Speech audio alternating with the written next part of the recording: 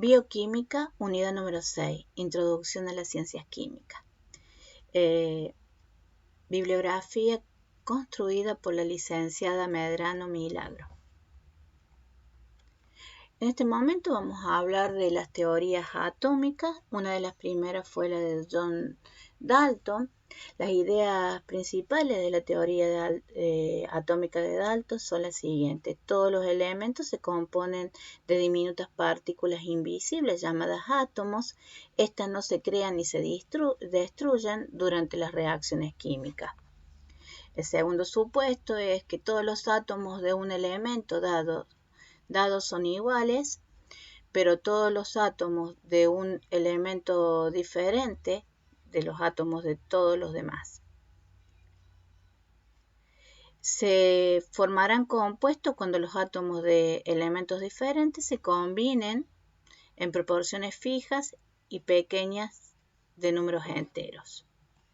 Ahí tenemos el átomo de Dalton, muy simple, ya estaba dando a conocer la existencia del átomo y de que cada elemento posee átomos bien diferenciados y que estos pueden combinarse. El modelo de Thomson, él pudo determinar la carga y la masa y los electrones. Deduce que los electrones son partículas fundamentales existentes en todos los átomos, en un número entero definido para cada tipo.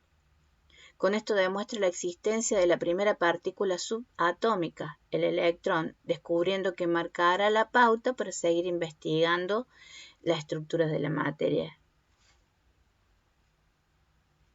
Ahí como vemos el electrón de Thomson. Nosotros sabemos que Thomson lo que descubre es que el electrón tiene una carga y que ya estamos arribando en este descubrimiento a reconocer una subpartícula del átomo. El modelo atómico de Kelvin Thomson, Lord Kelvin y Thomson. El átomo era una esfera de carga positiva homogénea en cuyo interior se encontraban los electrones negativos. Eso fue lo que se llegó a descubrir, que los electrones poseían una carga diferencial al núcleo del átomo y su carga es negativa. Ahí estamos, cómo hicieron la división y cómo lo encontraron. El modelo de Rutherford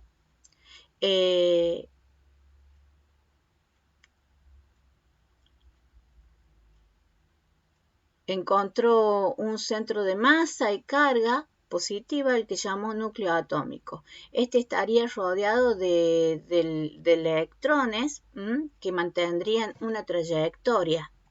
Ahí lo tenemos.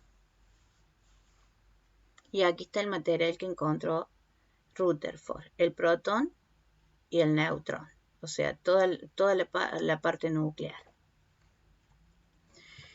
Bohr consideró, a través del espectro de emisión del hidrógeno, que en algún momento estos electrones subían y bajaban niveles, es decir, que había en el centro una masa cargada positivamente con protones y neutrones y que alrededor habían trayectorias o recorridos con electrones, o recorridos donde el electrón tenía la posibilidad de subir o bajar esos niveles estacionarios. Ahí vemos. Cada vez que se realizaba esta función de subir o bajar un nivel, se lo llamaba fotón, porque quería decir que estaba emitiendo cierto haz de luz, cierta energía. Luego llega el modelo atómico de John Edinger. Este estudió la velocidad del átomo, pero lo más importante de este descubrimiento fue que manifestó que los átomos se mueven a través comportándose como partículas ondulatorias, generando una nube de energía en su trayectoria y es por eso que también a través digamos, del principio de Heisenberg se halla el principio de incertidumbre. Nosotros podemos reconocer dónde puede estar el átomo apartado del núcleo, o sea, para cuando se produce algún tipo de enlace, pero nunca vamos a poder determinar dónde está el átomo, el electrón cercano al núcleo. El electrón cercano al núcleo, corrijo, es el electrón. Es decir, que esta es una de las teorías más importantes porque le da fundamento digamos, a las teorías cuánticas. El electrón circunda diferentes órbitas y las más cercanas a ella producen una nube de energía más cercanas al núcleo. Por esa razón es que se dice que no se puede determinar con exactitud cuando el electrón está muy cerca del núcleo del átomo. Ahí tenemos el movimiento ondulatorio que realiza, aquí está el núcleo, y ahí si nosotros vemos esto en un eje de Y, X y Z, supone los movimientos y los niveles de energía que va moviéndose el electrón generando digamos, esa onda electrónica.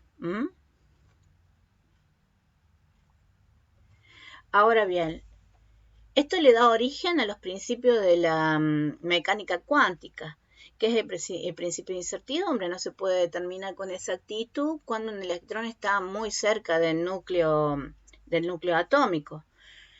La segunda es que los átomos y moléculas solo pueden existir en ciertos estados enérgicos que se caracterizan por tener determinada energía cuántica, es decir, cuando subimos o bajamos un nivel de energía y que esto se transforma en un fotón. Eso lo vimos a través del átomo de Bohr. Cuando los átomos o moléculas absorben o emiten radiación, la frecuencia de luz está relacionada con el cambio enérgico, en la que podemos notar una relación inversa entre el cambio de la energía y la longitud de onda de la relación. Es decir, que cada vez que un átomo absorbe luz, con lo que vamos a encontrarnos nosotros es con la generación de una órbita ondulatoria. Los estados enérgicos de los átomos y moléculas pueden describirse mediante grupos de números llamados números cuánticos, que generalmente estos números cuánticos no es motivo de nuestro estudio, pero se caracterizan por S, P, F, D, bueno, y van subiendo, bajando de acuerdo se vayan llenando esas casillas. Cada nivel supone una cantidad de casillas, pero no es motivo de nuestro estudio. Como ahí vemos, el primer modelo de Dalton, quien descubre el átomo, Thomson, quien dice que ese átomo posee una carga, que es el electrón, Rutherford, quien encuentra los protones y a los neutrones, Bohr, quien va a dar el primer paso para la teoría cuántica con respecto a los niveles de energía que posee un electrón que salta de nivel en nivel y que cada vez que lo hace emite cierta radiación, por lo cual él le asigna el nombre de fotón. Y bueno, ahora las teorías actuales cuánticas, en donde se habla del momento de incertidumbre, de no conocer cuándo un electrón está cerca del núcleo, y también estos espacios o niveles de energía que va adquiriendo a través de las casillas S, D, P y F, que ya es más para el estudio cuántico. Aquí tenemos nuevamente los modelos Para que los observen. No es necesario que lo sepan, pero sí lo que sí quiero que distingan es cómo se han ido generando en las diferentes teorías las diferentes partes que tiene hoy en día el átomo y constituyendo ya la teoría cuántica. Eso es fundamental. Saber que Dalton fue el primero que habló de átomos, saber que Thomson fue quien determinó que existía una carga negativa que era el electrón, que Rutherford encontró los neutrones y los protones, y que a través del átomo de Bohr empieza, digamos, a hablarse ya del fotón y de los niveles de energía que va subiendo, bajando un electrón. Eso sería lo fundamental. Ahí tenemos nuevamente cómo van cambiando el concepto de átomo de acuerdo a los descubrimientos. Fíjense en acá Dalton, no había descubierto que había energía, en este caso sí, se descubre que existía una carga positiva, una negativa, pero puntualmente la del electrón. Rutherford es quien encuentra al núcleo, a los protones y neutrones. Bohr es quien le da los niveles de energía y Schrödinger es quien determina, digamos,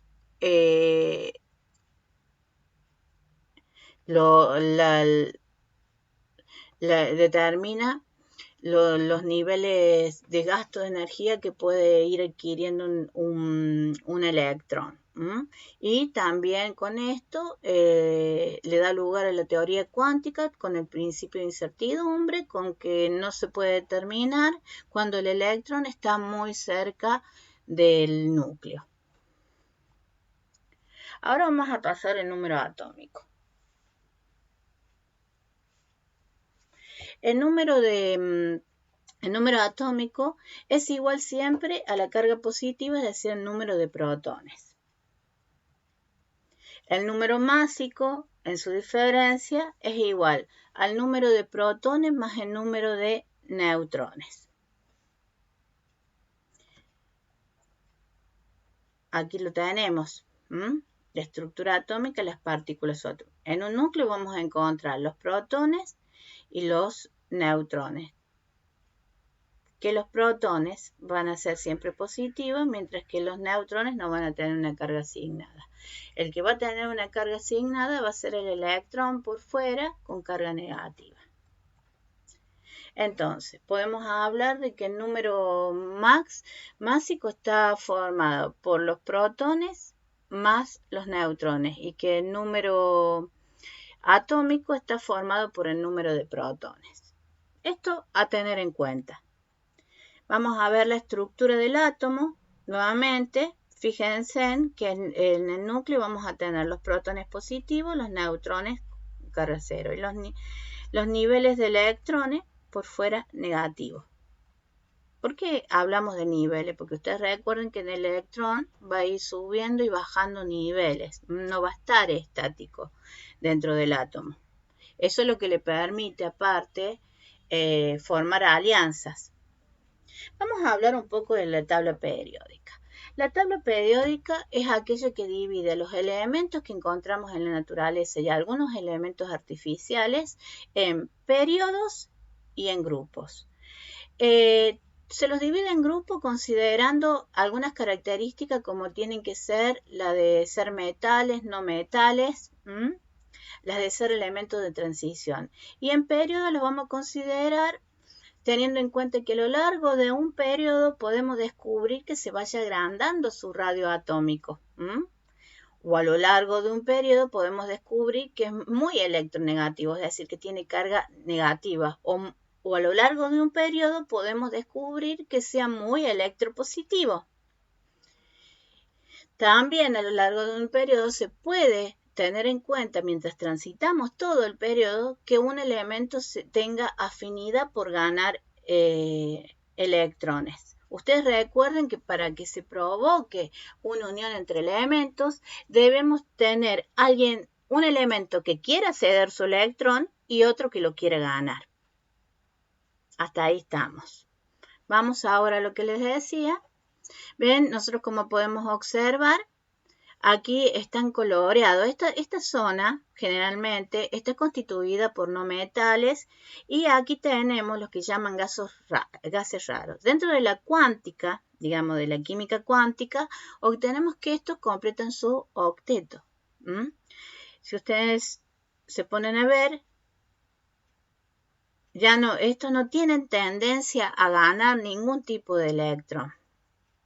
Estos que están acá todavía no han terminado de completar su última órbita, o sea que tienen la parte de la órbita número 8 vacía, o sea que tienen posibilidad de aliarse. De acá para acá todos los elementos tienen afinidad, un poco de afinidad electrónica. A medida que vamos nosotros transitando hasta llegar acá, vamos a tener menos afinidad por ganar electrones, pero en este caso, por ejemplo, vamos a tener más posibilidad que este que se encuentra acá.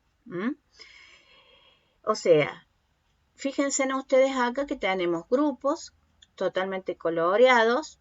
Acá tenemos el grupo de los metales, grupo de los no metales y los elementos de transición.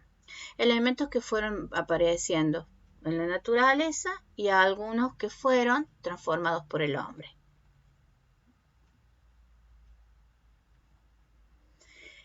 La estructura de la tabla periódica. Los grupos generalmente son verticales.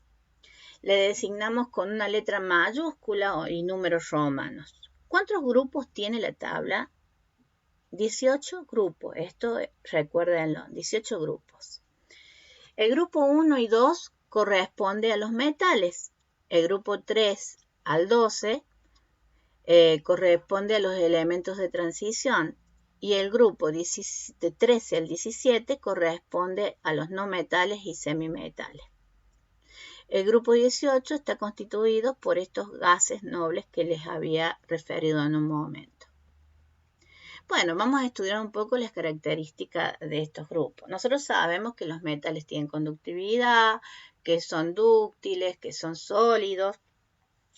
¿A qué nos referimos cuando decimos que producen enlaces iónicos? Es decir, que siempre, y en la mayoría de los casos, los no metales van a tener una tendencia a unirse con elementos muy electronegativos. Porque ellos son muy electropositivos. Hasta ahí estamos. O sea, ellos suelen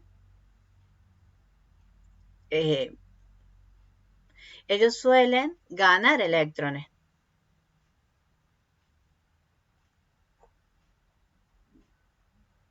En cambio, los no metales son muy frágiles, algunos se presentan en forma gaseosa,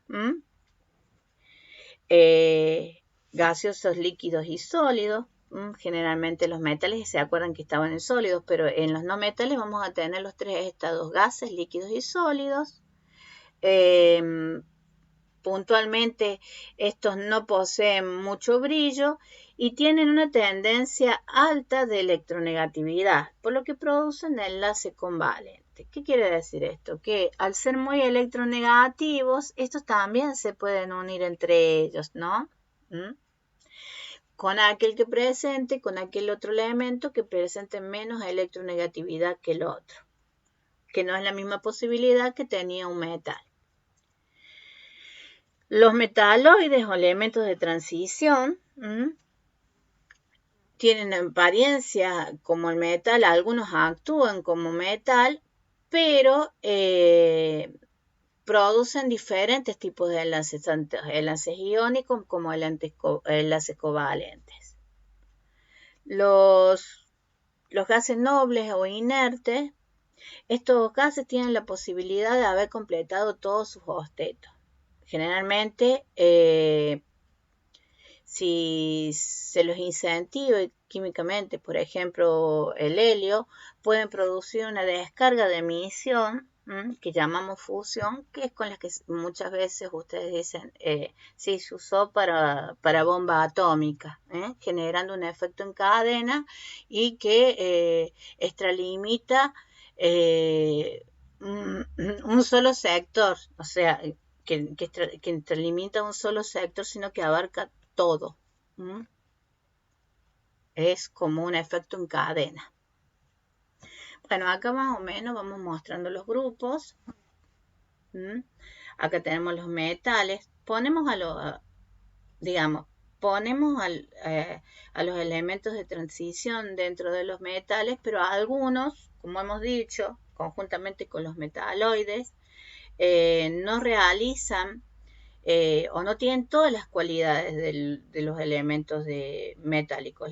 Los verdaderos elementos metálicos se encuentran en el grupo 1 y en el grupo 2. De allí más, de aquí hacia aquí, vamos a contar con algunos que se comportan con algunas cuestiones de los metales, algunas características. Mientras que los no metales se presentan de este lado, como habíamos dicho, que también lo sabemos poner cerca de los metaloides, se comportan también parecidos a los no metales. Y aquí los gases nobles o gases raros los pueden llegar a encontrar como la bibliografía. Aquí tenemos nuevamente la tabla, los elementos de transición. Nosotros hemos dicho los metaloides, que también forman parte o pueden formar parte de los no metales, como pueden formar parte de los metales, pero el comportamiento mayor que tienen es de no metales. Los elementos de transición sí presentan comportamientos parecidos a los metales, pero carecen de cuestiones que tienen que estar relacionadas con características especiales de los metales, como por ejemplo constituir enlaces iónicos. Estos enlaces se ven mucho más presentes en el grupo 1 y en el grupo 2. Es decir, los enlaces iónicos es cuando un elemento que es muy electropositivo como el metal se une con un elemento muy negativo como los no metales. Ahí se constituye un enlace iónico y es covalente cuando el enlace conjuga dos elementos que no tienen que ver con su carga, que pueden poseer más o menos carga, pero que tienen una afinidad por ganar el electrón. O sea, ambos desean ganar electrones. Esto a modo, no les voy a tomar esto es a modo de que ustedes puedan diferenciar el por qué se los separó así en la tabla. Ahí tenemos los periodos. Dijimos grupos en forma vertical y periodos en forma horizontal. Dice que tenemos 7 periodos. 7 periodos, 18 grupos. Dijimos que en los periodos vamos a observar particularidades que pueden tener estos elementos y que en la química orgánica son fundamentales. Así que en esto sí vamos a prestar un poquito de atención. Nosotros vamos a ver que el radio atómico disminuye a medida que nosotros vamos recorriendo un periodo. Tal es así que podemos decir que el helio que está acá es tiene menor radio atómico que el hidrógeno. ¿Estamos? Y también podemos decir que el potasio tiene mayor radio atómico que el hidrógeno. Fíjense en ustedes. De aquí para aquí disminuye y de aquí para aquí aumenta. Entonces, si yo me posiciono en el carbono, ¿qué podría decir? El carbono tiene mayor radio atómico que el hidrógeno. No, tiene menor.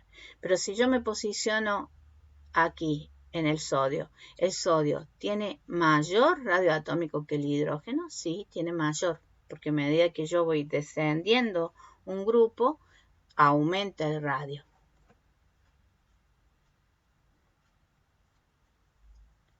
El carácter metálico. Y esto ya lo hemos hablado. El carácter metálico, ustedes van a ver que se va a originar más en el grupo 1 y 2. Teniendo como referencia eso, vamos a decir que aumenta de la derecha a la izquierda y sigue aumentando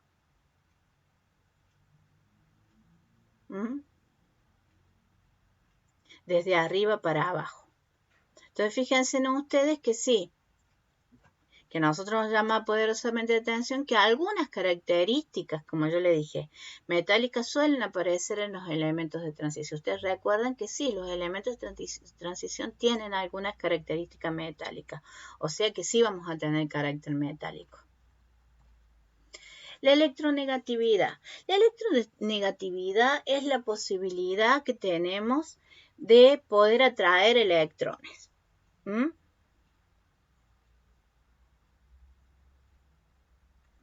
Entonces, ¿quiénes van a poder traer electrones siempre? Los no metales. Si yo descubro que me dan un elemento y está ubicado en los no metales, ya ni lo pienso, es muy electronegativo. Entonces, lo que vamos a tener es que al recorrer un periodo de izquierda a derecha, aumenta la electronegatividad y disminuye a lo largo de un grupo. ¿Está? Entonces vamos a notar que son más electronegativos aquí y que va disminuyendo a medida que vamos descendiendo en el grupo. ¿Estamos? La ionización es la energía que requiere el átomo para poder extraer un electrón. Estamos hablando de la energía. A ver, ¿quién tiene la posibilidad de tener más energía para extraer un electrón?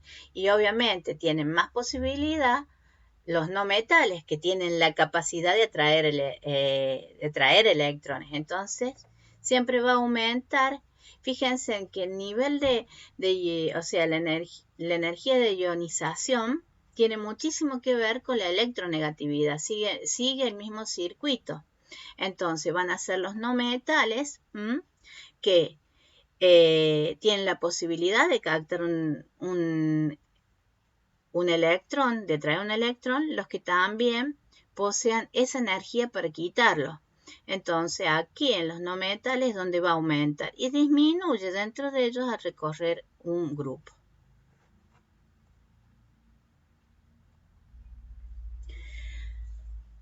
Afinidad electrónica. Y bueno, es la energía que se libera o se absorbe cuando se agrega un electrón. Bueno, esto también tiene muchísima relación con el tema de ganar los electrones. Si nosotros estamos conscientes de que si al ganar un electrón requerimos energía, que es la energía de ionización para traerla, también vamos a liberar esa energía cuando lo ganemos.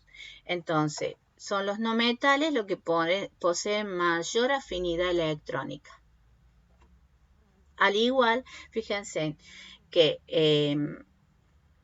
la afinidad electrónica también va de la mano con la energía de ionización y que siempre se va a dar en los no metales. Ahora vamos a hablar de materia. Antes de hablar de materia, yo les quería decir que sí, vamos a hacer algunos ejercicios que tengan que ver con los recorridos de la tabla periódica, que se los voy a dar al finalizar la materia, para que podamos reconocer estos niveles de energía que les he estado mencionando y características que tiene la tabla periódica. Ahora vamos a hablar de la materia. La materia es todo lo que ocupa un lugar en el espacio y tiene una masa. Eso lo sabemos. Existe características. La materia se puede dividir, es impenetrable, cuando recibe calor aumenta su volumen, cuando recibe frío disminuye su volumen, se presenta en tres estados, sólido, líquido o gaseoso, y diremos que la unidad más pequeña de materia es el átomo. Ahí tenemos a la materia en sus tres estados. Nosotros esto lo hemos visto en bioquímica, no voy a repetir, lo que sí les voy a decir es que los átomos del sólido se presentan uno a uno formando una red.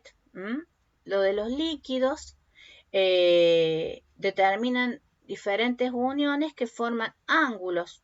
Puntualmente, si nosotros nos ponemos a estudiar el agua tiene un ángulo de 105 para su unión. Y así con otros compuestos. ¿Por qué tienen uniones? Porque las partículas o los átomos se van moviendo de un lugar a otro para generar esos ángulos, lo que les da la apertura para poder moverse en el espacio. ¿Estamos? En cambio, que es muy diferente, en los gases vamos a presentar una fuerza cinética llamada fuerzas de Van der Waals, que es cuando chocan los átomos contra las paredes del contenido que los comprime y vuelven a rebotar con mayor energía entre sí. Esas son las llamadas fuerzas de Van der Waals. Y no son fuerzas de atracción, sino son fuerzas de repulsión. Se golpean unos con otros. En el caso de los líquidos tenemos fuerzas de atracción entre los átomos para poder formar esos ángulos. Ahí tenemos un poco visualizado que esto más o menos ya lo hemos visto en biofísica, pero lo que estoy haciendo es extender un poquito el sentido de movimiento de los átomos. Puntualmente, yo quiero que lo tengan bien en claro, que en los gases vamos a tener una fuerza cinética de movimiento y una fuerza de repulsión. No me importa el nombre, sino que sepan que es de repulsión. Y en el caso de los líquidos vamos a tener una fuerza de atracción que es la que va a constituir el ángulo de apertura cada uno. Aquí tenemos los sólidos formando redes. Los sólidos vibran, son altamente positivos. La cadena de átomos positivos y negativos bien enlazados unos entre otros. Generalmente los sólidos es una cadena de positivos que no constituyen ángulos, sino que forman una cadena. Ahora vamos a hablar de los cambios de la materia, los cambios de estado. Es importante saber que los cambios de estado necesitan de acciones del exterior tales como el calor o el frío para que estos se produzcan. ¿Por qué es importante saberlo? Porque dentro de nuestro cuerpo ocurren esos cambios también provocados por el exterior. Recuerdo que alguna colega me dijo, sí, que es el que produce a veces la irritabilidad o la inadaptación que tiene el cuerpo, por ejemplo, en el caso de pasar por excesivo frío. Entonces lo vamos a estudiar por esa particularidad en enfermería. Entonces empecemos. Si se le da calor, vamos a obtener de un estado sólido a un estado líquido fusión. Este se va a derretir y va a formar líquido. Una vez que este líquido recibe más calor y se evapora, se va a llamar vaporización. Si le doy frío a ese gas que constituyó el frío, se va a llamar condensación. ¿Estamos? A ese gas que constituyó el frío se va a llamar condensación. Una vez que yo llegue de nuevo al líquido, para transformarme nuevamente en sólido, se le llama solidificación. O sea, siguiendo este esquema, nosotros podemos darnos cuenta y estudiarlo, porque sí es tema de examen. Clasificación de la materia. Nosotros vamos a encontrar en la materia sustancias puras constituidas por un solo elemento y sustancias que constituyen diferentes elementos que son las mezclas. Como aquí podemos ver, tenemos las sustancias puras que están constituidas por un elemento simple y por elementos compuestos. Los elementos simples es cuando forma parte de un solo elemento. Por ejemplo, en el caso de los gases, que son biatómicos. Y los elementos compuestos, como en el caso del agua, que ya tenemos hidrógeno y oxígeno. Esas son el tipo de sustancias puras. Cuando nosotros, en el caso de obtener mezclas, las mezclas se constituyen con diferentes compuestos. Y estos compuestos pueden estar ordenados por fase. ¿Qué es una fase? Una fase es aquello que nosotros podemos observar y no delimitar nada. Por ejemplo, si mezclamos el agua con la sal, vamos a notar que a la sal no la vamos a ver. Y para nosotros eso va a ser una sola fase. O mezclar el agua con jugo. Vamos a ver una sola fase líquida. Por más que sepamos que haya jugo ahí. Se va a delimitar una sola fase también por su estado de agregación. En el caso de las heterogéneas, podemos tener dos que son líquidas, como el agua y el aceite, y lo que podemos llegar a notar es que estas dos van a formar dos fases líquidas diferentes. No se va a poder, se distingue perfectamente dónde está el agua y dónde está el aceite. Entonces, las homogéneas, la fase puede estar constituida por el mismo estado de agregación y no se puede delimitar dónde empieza una y dónde comienza la otra. Y en las heterogéneas pueden estar constituidas por el mismo estado de agregación, no siempre, pero no podemos distinguir dónde comienza pero podemos distinguir dónde comienza una y dónde comienza la otra. Cuando las fases están constituidas con distintos estados de agregación, por ejemplo el agua y la sal, que no se distinguen, seguimos teniendo una sola fase, no distingo yo una de otra. Pero si yo coloco agua con arena, y voy a notar que está la fase sólida, que se la puede ver a la arena, y voy a notar que está el agua. Entonces ahí tengo dos fases, lo que quiere decir que este es heterogéneo. Cuando se presenta más de una fase, es heterogéneo. La sustancia pura es un tipo de materia de composición definida, como dijimos que están las simples, organizadas por un mismo elemento, y las compuestas que están organizadas por más de un elemento. Al refiriéndome a elementos, hablo también de los elementos de tabla periódica, ¿no? En una mezcla vamos a encontrar dos o más sustancias que se combinan física o químicamente y que estas pueden constituir, como lo dijimos, mezclas homogéneas o heterogéneas. En la homogénea, lo que tenemos que tener en cuenta que se presenta una sola fase y que se hace difícil poder ver dónde se encuentra cada una de las sustancias que pusimos. Y en las heterogéneas aparece más de una fase y sí podemos ver bien definida las sustancias que componen la mezcla. Ahí lo tenemos.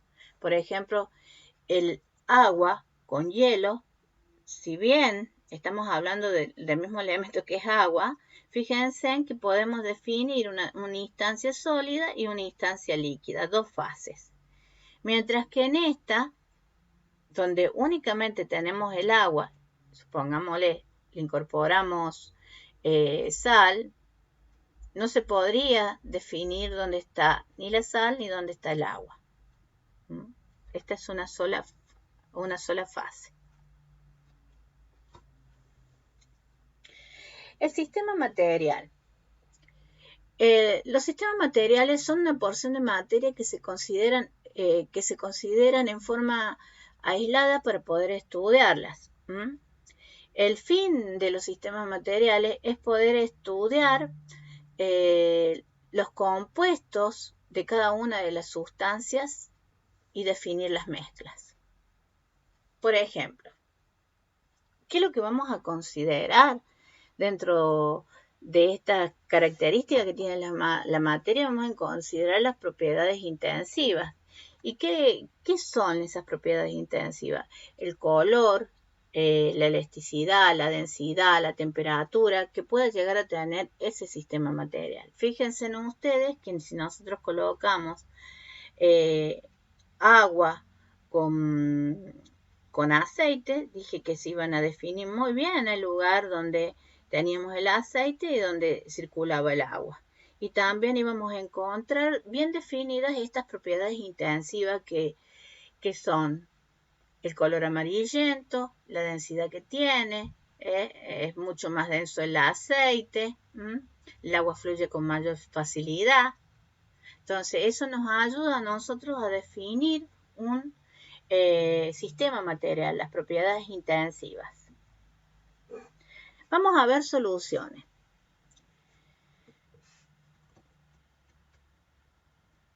Las soluciones forman los sistemas homogéneos y pueden estar fraccionadas en dos o más sustancias puras. Generalmente, cuando hablamos de soluciones, tenemos que ver los componentes de las soluciones. Tenemos el soluto, que parece en menor cantidad y está disuelto dentro del solvente, también llamado solvente. Ahí, como podemos ver, ocurren tres etapas dentro de lo que es una solución. La primera implica la separación de las moléculas del disolvente. Ahí lo podemos ver. La segunda implica la separación de las moléculas del soluto. Fíjense en cómo se van desuniendo en ese momento las moléculas del soluto.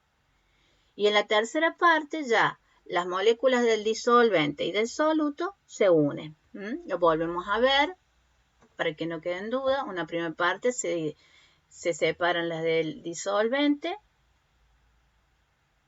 luego las del soluto y luego se unen. Muy bien. ¿Qué debemos tener en cuenta? Y siempre lo he nombrado. Dije, el agua es importante dentro del cuerpo humano. Realiza múltiples funciones vitales. La vamos a nombrar una por una para tenerlas en cuenta y sí son motivos de examen. Esta es una de las preguntas que podemos llegar a darle demasiada importancia. El agua es el principal constituyente de los fluidos corporales, incluyendo los jugos gástricos, la sangre, la orina y el sudor. Todos los cambios fisiológicos que se presentan en las células del cuerpo tienen lugar a través del medio acuoso perfectamente regulado por los fluidos corporales, a través del agua. Intervienen reacciones esenciales como la hidrólisis en la digestión. Es el medio de transporte de nutrientes hasta las células. Evita que los desechos metabólicos hagan daños en la célula, diluyéndolos y transportándolos hacia el aparato excretor. Entonces, en conclusión, el agua es un amortiguador de los metabolismos de nuestro cuerpo. Pero sí es importante que estas 5 funciones la tengan muy en cuenta. Esto es lo que se presenta en las soluciones. Las soluciones químicas pueden presentarse en 3 estados: líquido, sólido y gaseoso. A su vez, sus solutos y sus solventes también pueden hacerlo en estos 3 estados. Podemos encontrar un soluto que sea gas y un solvente que sea gas y formar una solución gaseosa. Podemos encontrar un solvente que fuera líquido y un soluto que fuera líquido y formar una solución líquida. Podemos encontrar un solvente que sea líquido y un soluto que sea gas y formar una solución líquida gaseosa, como en el caso de la soda. Podemos encontrar un solvente que sea líquido y un soluto que sea sólido y formar una solución líquida con solutos. Es decir, si nosotros podemos ver, siempre el disolvente va a generar el nombre de la solución. En este caso de la líquida con gas queda líquida y en el caso del líquido con gaseoso queda líquida. Las características de las soluciones. Las soluciones poseen un soluto y un solvente en una proporción detectable. A simple vista no pueden distinguirse los elementos que la constituyen. poseen una sola fase, soluto y solvente, no pueden separarse por métodos físicos, como lo serían la decantación, la filtración o la tamización, sino que deben separarse por métodos que son químicos, la destilación, la cristalización o la cromatografía. Ahí tenemos el solvente, el agua, el soluto, la sal, y ahí tenemos esa única fase que decimos que debe tener una solución, que es agua salada. La fase, o sea que es homogénea, mezcla homogénea. Ahora vamos a arribar a los tipos de soluciones químicas. Hay tres formas de poder mirar las soluciones químicas. Una es por su concentración, otra por la cantidad de soluto que tienen y otra por la osmolaridad. Vamos a estudiar la de concentración. Cuando nosotros hablamos de concentración, quiere decir que es el grado de solubilidad que presenta la solución. Y la solubilidad es la cantidad máxima máxima de solvente a una temperatura estipulada que puede recibir esa solución. Fíjense en que nosotros tenemos las insaturadas, en donde podemos añadir tanto soluto y no alcanzar así el máximo de solubilidad del solvente, o sea, no lo absorbe el solvente. Tenemos las saturadas en las que añadimos soluto y se ven disueltas en el solvente, y tenemos las sobresaturadas donde se le añadió tanto soluto que éste se cristalizó. Entonces, aquí tenemos las insaturadas, que no llegan todavía a tomar el máximo de concentración. Las saturadas, que fíjense en ustedes cómo la concentración quedó en su punto justo, y las supersaturadas en donde pusimos solvente de más y en alguna parte del fondo cristalizó. Ahora vamos a hablar según la cantidad de soluto. Hablamos hace un rato de la cantidad de disolvente para poder medir la concentración. Una dilución es el proceso por el cual aumenta la proporción de disolvente respecto del soluto, de manera que la concentración disminuye. Es decir, que lo que vamos a tener en cuenta en este caso es la cantidad de soluto que le vamos a colocar a ese solvente. En el caso de las diluidas ponemos poco soluto disuelto, que llega a homogeneizar pero que no logra su concentración. Y en el caso de las concentradas ponemos más cantidad de soluto para poder lograr la concentración. Fíjense en ustedes, ahí es como si fuéramos añadiendo el jugo un poquito más clarito, ahí le ponemos poco. No llegamos a tener la sustancia concentrada. Y en estos tres ejemplos, ahí sí tenemos la sustancia concentrada. El solvente ha adquirido más de soluto. Y para un ejemplo mucho más claro, aquí tenemos las diluidas, ahí tenemos las concentradas, ya se siente algo de solvente dentro de la solución. En las saturadas la concentración está mucho mejor, y en las sobresaturadas es el exceso de soluto que hemos puesto en la misma que ha generado cristalización en el fondo. Según la osmolaridad. Este concepto de osmolaridad ha sido usado antes en biología, y puntualmente lo que hace es medir la posibilidad de que algunas partículas del soluto puedan atravesar una membrana y poder presentarse desde el otro lado. Es decir, constituye lo que se llama el efecto coloidal o cristaloides. Ahí está. Lo hace a través de una presión osmótica. Fíjense en ustedes que aquí tenemos el agua, aquí tenemos la membrana, y si quiero pasar partículas para el otro lado, solo hago presión para que la partícula pase por el otro lado. Evidentemente que rigen algunas condiciones para esa partícula. Por ejemplo, el diámetro, la posibilidad de permeabilidad de la membrana.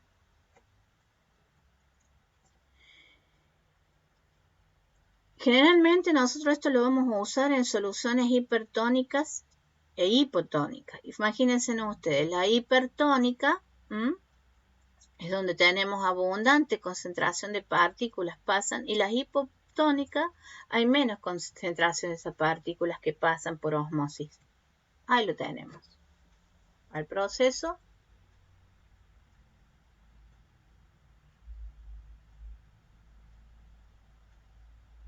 Fíjense, de 25 que tenemos partículas aquí.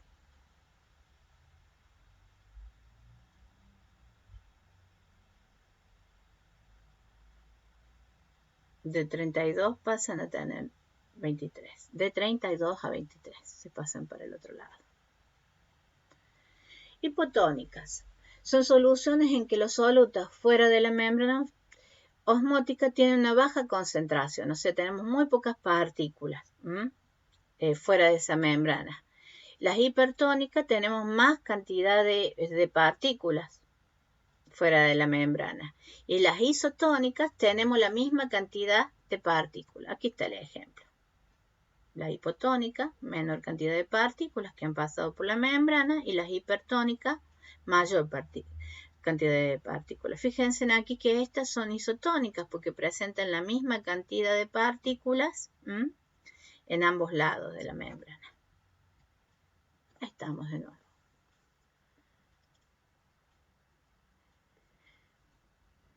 Puntualmente, este sistema lo usa muchísimo nuestro cuerpo en la bomba de...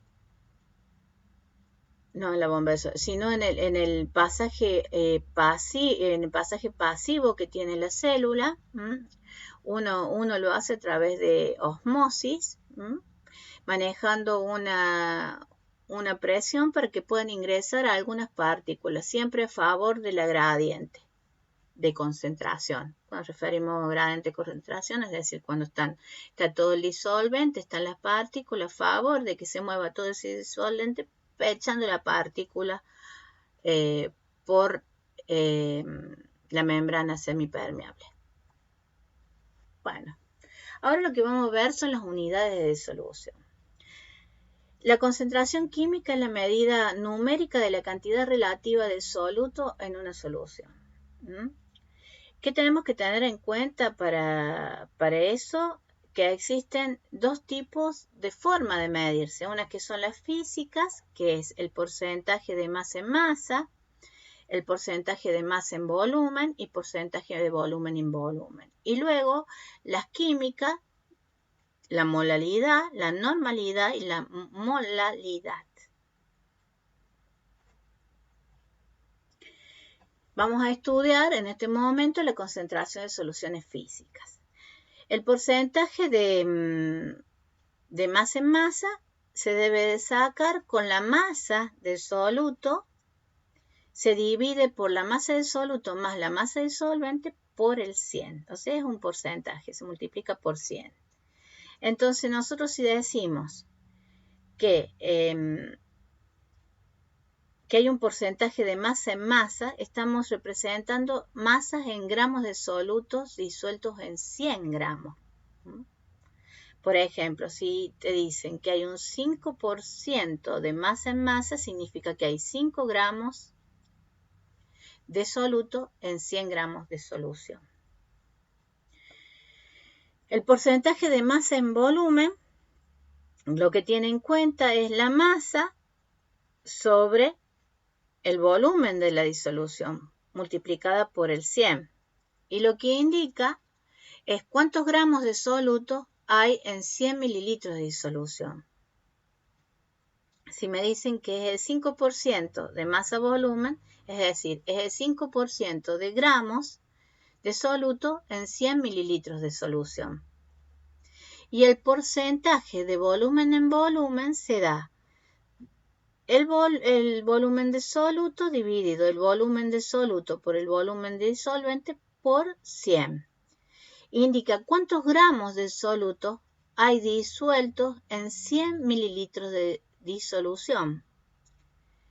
El soluto y el solvente son líquidos. Y el ejemplo sería, si en 5% de volumen sobre volumen, hay 5 mililitros de solutos en 100 mililitros de solución. No le vamos a dar cálculos de esta magnitud. No, simplemente es para que ustedes diferencien. Sí le podemos dar un porcentaje y que ustedes determinen qué es lo que se está midiendo. Por ejemplo, en el caso de que yo le diga, existe un 25% de sal en agua. 5% de masa en masa de sal en agua. ¿Está? Entonces, ustedes me tienen que determinar qué lo que sería. Si es un 5% de masa en masa, significa que hay 5 gramos de soluto en 100 gramos de solución. En el caso de que yo le estuviera dando un 25% de sal en agua, de masa en masa, ustedes tienen que decir que es un 25% de gramos de sal en 100 gramos de agua. Y así pueden ser los ejemplos. No nos vamos a lamentar, esto es a modo de acotación. Ya vamos a realizar algún ejercicio de estos para que podamos interpretarlos. Digamos, se va a tomar la interpretación y no la fórmula. La fórmula no la vamos a realizar, sí la interpretación, porque figúrense ustedes que si nosotros tomamos a la solución fisiológica que tomamos en las guardias, nos dice que posee un 5% de hipertonalidad en masa. Entonces, ¿qué nos está queriendo decir? Que hay 5%, que hay 5 gramos de sal en 100 gramos de agua. Eso es lo que nos está queriendo decir.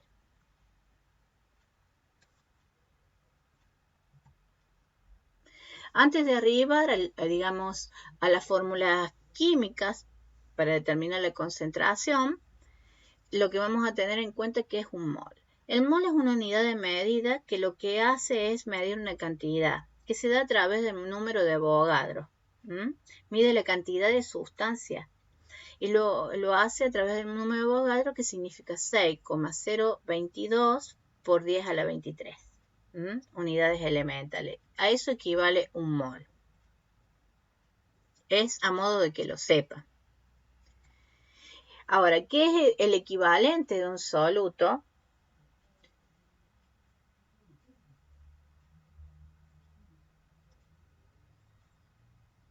Es la masa de ácido o base que dona o acepta exactamente un mol de protones de iones de hidrógeno. Y ahora, ¿qué es un protón? Cuando nosotros tenemos en nuestro cuerpo el agua, pero cuando al agua le separamos un hidrógeno, ese hidrógeno adquiere una carga positiva que se le denomina protón y deja una carga negativa que se le denomina el grupo anhídrido, que es con los que se forman luego las bases.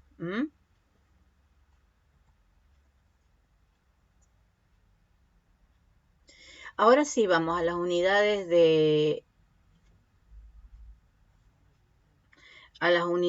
de concentración químicas, no físicas, son químicas. Una es la molaridad, que lo que mide es el número de moles de soluto sobre los litros de solución.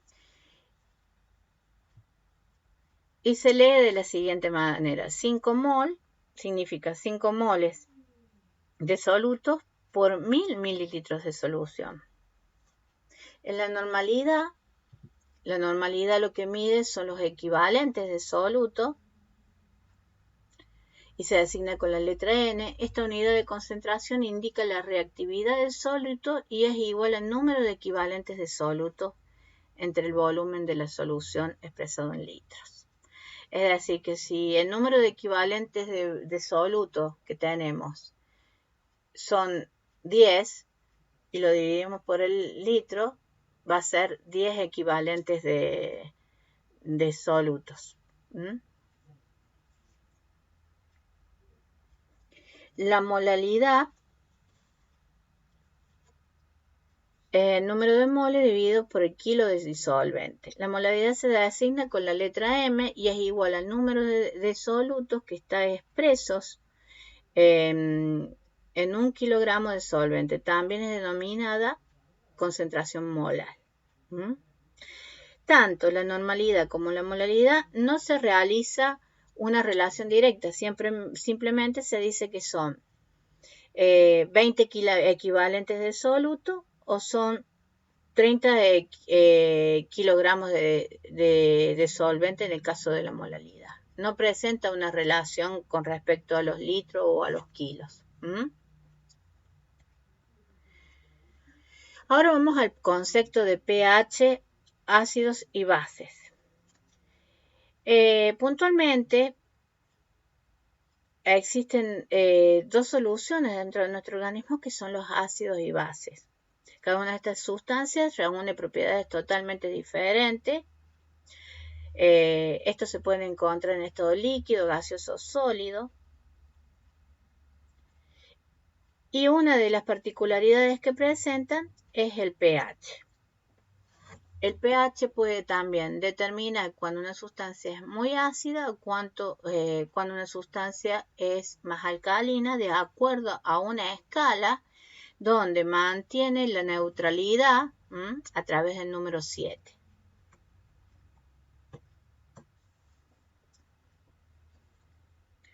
El pH hace referencia al potencial de iones de hidrógeno, o sea, de la concentración de estos que posee la solución.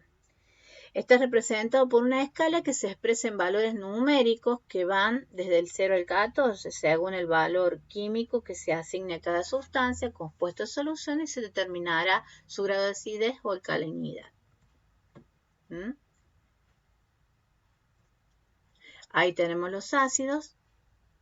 Como nosotros podemos ver, los ácidos son sustancias que tienden, como les decían, a ganar un protón. ¿Estamos? Y que generalmente son sustancias que están con materiales, el hidrógeno se encuentra con materiales que son no metales. Fíjense en ustedes. El ácido clorhídrico. Esta es una sal. Bien. Y las bases son sustancias que presentan el grupo anhídrido, el grupo negativo que queda residual del agua. Entonces estas se tienden a unir en muchas ocasiones con metales, como el anhídrico sódico.